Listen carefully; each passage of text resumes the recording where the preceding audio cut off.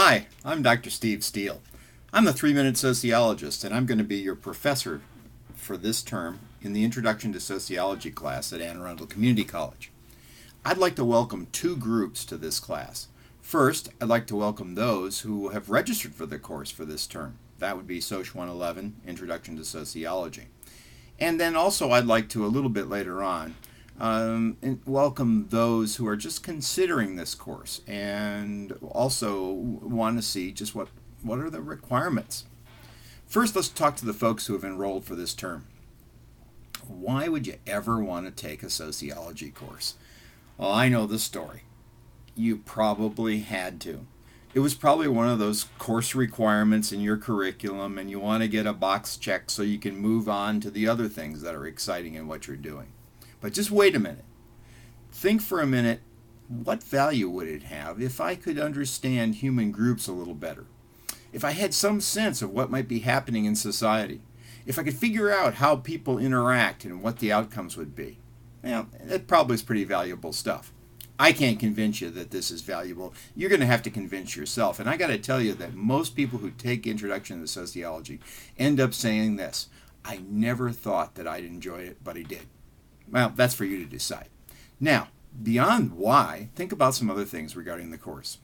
First and foremost, if you're a distance learner, avoid procrastination. It's the worst enemy of distance learners. Start working on the course requirements today. Go to the course in Angel, look at the syllabus, print it out, and make sure that you know what you've got to do every day. All of the course assignments are on the course calendar in Angel. Do all of the required assignments.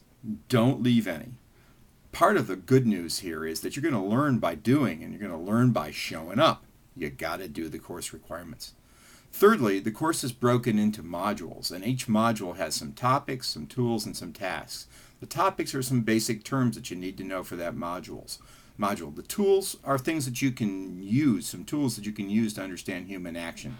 And the tasks are things that you have to do. The tasks include the reading assignments. So if you're looking for reading assignments, that's where you'll find them, in the tasks, in the modules.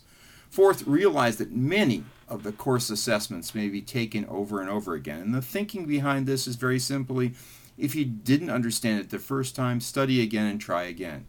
You'll get your highest score in many of those if you do it several times. And my thinking on that is that we don't always learn things the first time. Hey, what about that, huh? We can study and actually improve our grades. Not a bad thought.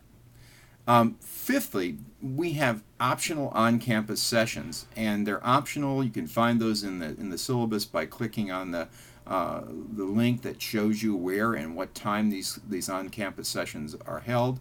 But of course, some of you simply can't make it, and that's okay, because you have other options. You can make up for those on-campus sessions by doing discussion posts in the course interaction session.